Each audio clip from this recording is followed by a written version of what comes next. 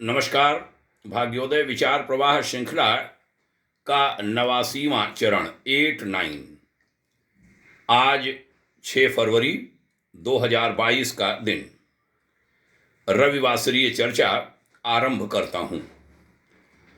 मेरे मार्गदर्शक पूज्यवर गुरुदेव आचार्य श्री राम शर्मा जी ने भारी संख्या में विपुल परिमाण में साहित्य रचा है।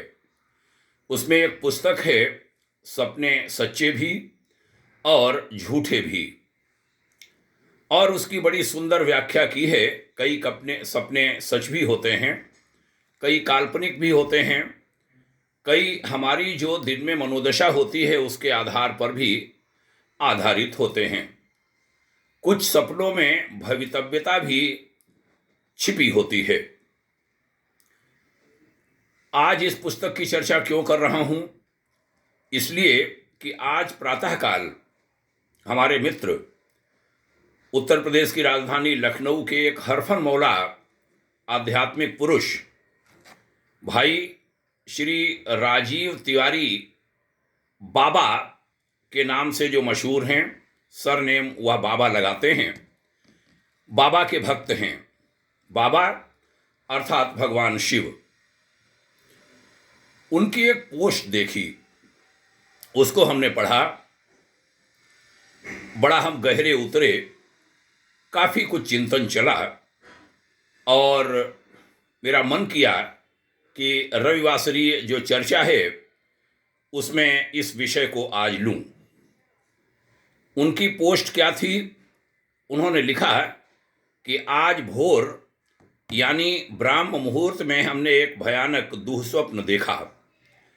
हमारा इरादा आप लोगों को डराने का कदाचित नहीं है, कदापि नहीं है, बल्कि जगाने का है। और उन्होंने कहा कि इसको ध्यान से पढ़ें, गुनें और उन्हें पढ़ाएं जिनका आप भला चाहते हैं, जिनको आप अपना मानते हैं।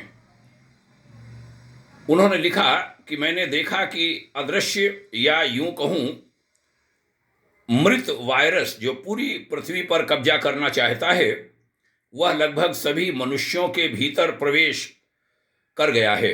अब वह खून में शामिल होकर हर आदमी के समस्त शरीर में घूम रहा है। जहां जिस अंग में या कोशिका में कमजोरी दिख रही है, वहां रुककर वह उसे खा रहा है, मतलब उसे और नुकसान पहुंचा रहा है। लोगों के फेफड़ों के बाद हार्ट, लीवर, किडनी, इंटेस्टाइन और ब्रेन तक भी पहुंचकर वहां वह कमजोरी देखता है और उसे नष्ट कर रहा है। इसमें उसका साथ दे रहे हैं शरीर में पहले से मौजूद विषाणु।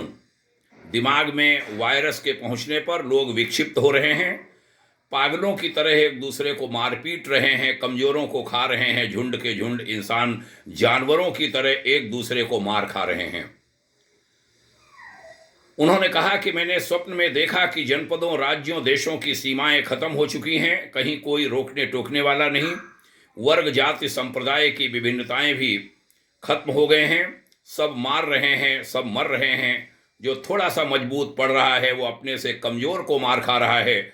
जिंदा रहने के लिए सर्वाइवल फॉर फिटेस्ट का सिद्धांत आज सही साबित हो रहा है। शहर के शहर वीरान पड़े हुए हैं। सड़कों पर, घरों में, बाग बगीचों में इंसानों और जीव जंतुओं के मृत शरीर पड़े सड़ रहे हैं। पूरी पृथ्वी इंसानों और जीव जंतुओं से वीरान हो गई है। हमारी आकाश गंगा के एकमात्र जीवंत ग्रह पृथ्वी का जीवन समाप्त हो गया है। एक महाविस्फोट के साथ पृथ्वी असंख्य चीथड़ों में विभक्त होकर संपूर्ण ब्रह्मांड में छितरा गई है। इस स्वप्न की व्याख्या करते हुए उन्होंने कहा कि मेरे मित्रों, बहनों और भाइयों, इसी के साथ घबराकर मेरी आंख खुल गई। इस जबरदस्त ठंड में भी शरीर पसीना पसीना हो गया। थोड़ी राहत मिली कि सपना था, लेकिन था बहुत ही डरावना, बड़ा ही फाड़ू। भोर का समय था तो रूटीन के मुताबिक ध्यान में बैठ गया। ध्यान में भी वही स्वप्न विचरने लगा। जैसे जैसे ध्यान स्थिर होता गया, ध्यान में चिंतन के क्रम में महसूस हुआ कि भले ही स्वप्न रूप में विद्रूप दिखा हो, मगर क्या वह हमारे आसपास घटित नहीं हो रहा? नकारात्मकता का विषाणु हमारे मन मस्तिष्क में क्या बैठ पैठ नहीं बना चुका है? सब रिश्ते नाते परिवार और समाज क्या विघटित नहीं हो चुके हैं? अपने घर बार, अपने समाज, अपने जिले, अपने प्रांत और अपने देश में क्या अपनी संपत्ति या अपना जीवन बचाने के लिए ताकतवर आदमी अपने से कमजोर को परेशान नहीं कर रहा, मार नहीं रहा? क्या मानवीय भावनाएं मृतप्राय नहीं हो रही हैं? आगे लिखा कि मित्रों, अगर आप यहाँ तक पढ़ चुके हों तो सोचिएगा जरूर कि यह महज स्वप्न था या कोई इंट्यूशन अथवा कोई भवितव्यता जो बाबा ने मैसेज दिया है, संकेत किया है, सचेत किया है, ताकि अभी भी इंसान चेत जाए और मानव का जन्म पाया है तो वह मानवीय जीवन जिए, पाश्विक जीवन को छोड़ दे, पाश्विक जीवन न जिए, वह पाश्विक जीवन का बिना देर किए परित्याग कर दे, पृथ्वी के सभी मनुष्य आपस में और पृथ्वी के अन्य जीवधारियों के साथ प्रेम, सौहार्द, सह अस्तित्व और सहयोग से आनंद पूर्वक रहें, सुख पूर्वक मरें, सबका अंत शांति के साथ हो। बड़ा ही सुंदर यह पोस्ट हमें लगी, हमने उसको साझा भी किया। मेरा मन किया कि रविवासरीय चर्चा में आज इसी विषय को समाहित करूं, शामिल करूं भाग्योदय विचार प्रवाह श्रृंखला में। समय तेजी से बदल रहा है, परिवर्तन वैश्विक स्तर पर हो रहे हैं। भारत में भी इन दिनों 5 प्रांतों में चुनाव का समय है।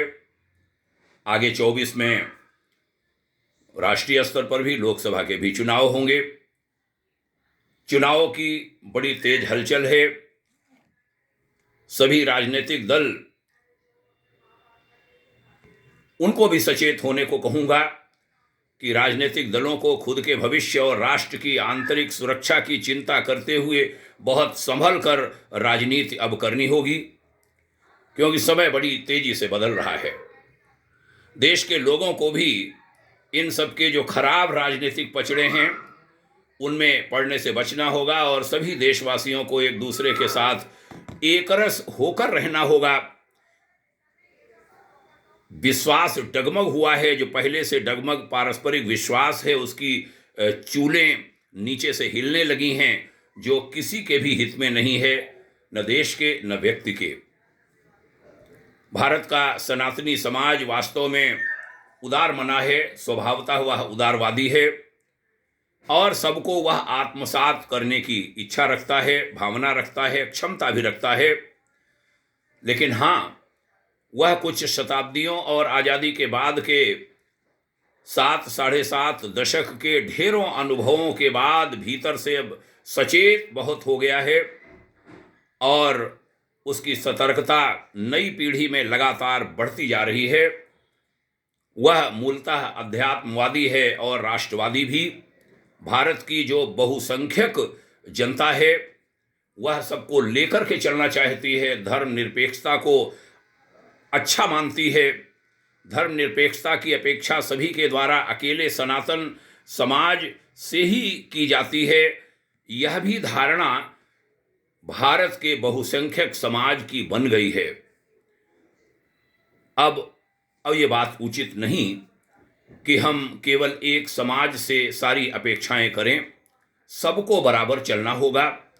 अब हर युवा कहने लगा है कि ये ताली जो है, ताली दोनों हाथों से बजती है। उज्जवल भविष्य की ढेरों भवितव्यता लेकर आई 21वीं सदी के तीसरे दशक के दूसरे वर्ष में हमारा प्रवेश हो चुका है। ऐसे कालखंड में अब सबको खुद को बदल लेने का समय आ गया है। कालों के काल महाकाल यह स्पष्ट संकेत कर रहे हैं कि अब किसी की भी चालाकी चलने वाली नहीं है। हम बदलें तो युग बदले, हम बदलेंगे जग बदलेगा, हम सुधरेंगे जग सुधरेगा।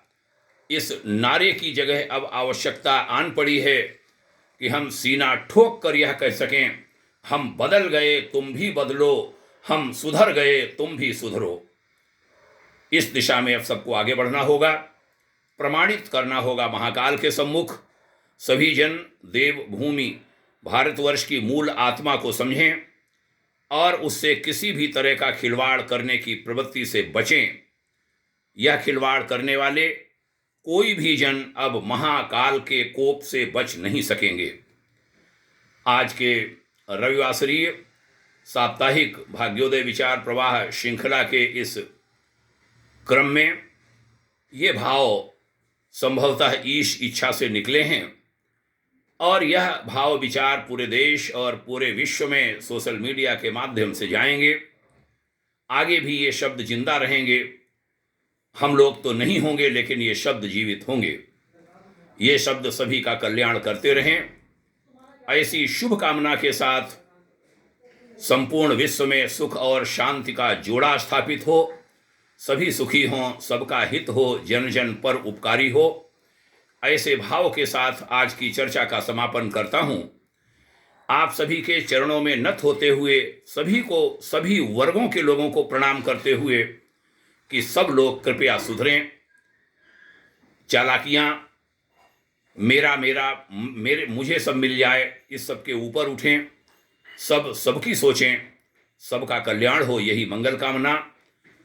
जय हिंद, शुभ कामनाएं। ओम शांति।